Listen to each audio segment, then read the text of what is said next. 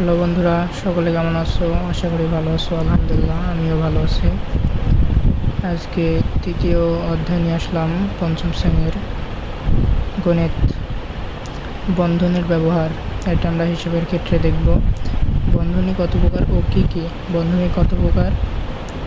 বন্ধনী 3 প্রকার। সেটা বন্ধনী হবে 3 প্রকার। বন্ধনী 3 প্রকার, যথা প্রথম বন্ধনী, দ্বিতীয় বন্ধনী এবং তৃতীয় বন্ধনী। এখন আমরা হিসাব করার নিয়ম দেখব, যে হিসাব কোন দিক থেকে করতে হয়। প্রথমত বাম থেকে ডান দিকে হিসাব করতে হয়, বাম থেকে ডান দিকে।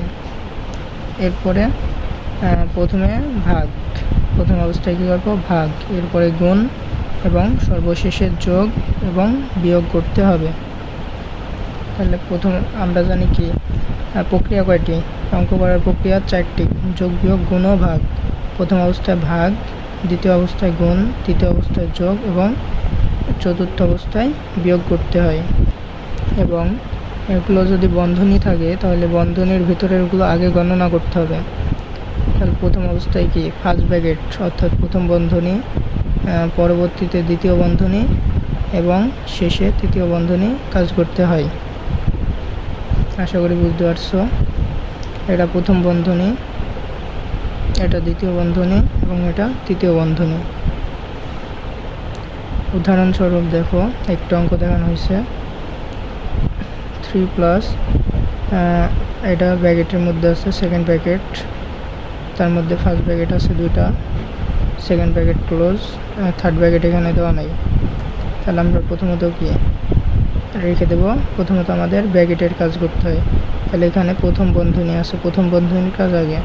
তাহলে 14 থেকে 10 বিয়োগ করলে 4 হয়, গুণ 5। 20 থেকে 15 বিয়োগ করলে 5 হয়, প্লাস 30। সেকেন্ড ব্র্যাকেট ক্লোজ, যা আছে তাই। এরপরে কি সেকেন্ড ব্র্যাকেটের কাজ করবো এখান থেকে এতটুকু। তাহলে প্রথম অবস্থায় কি গুণ করতে হয়। তাহলে 3 যোগ 4 5 20, 4 5 20, যেহেতু গুণের কাজ আগে করতে হয়। তারপরে যোগ আছে, যোগ 30। এখন সেকেন্ড ব্র্যাকেট ক্লোজ, যা আছে তাই। 3 যোগ, এখানে কি করবো? তাহলে ব্র্যাকেট উঠে যাবে, কারণ কি 20 আর 30 যোগ করলে হয় 50 ভাগ 25 মাইনাস 4। এখন কি এর মধ্যে প্রথম কাজ কার? প্রথমে ভাগ করতে হয়, তারপরে গুণ, তারপর যোগ, তারপর বিয়োগ। যেহেতু গুণ নাই, ভাগ আছে, তারপরে যোগ, তারপর বিয়োগ।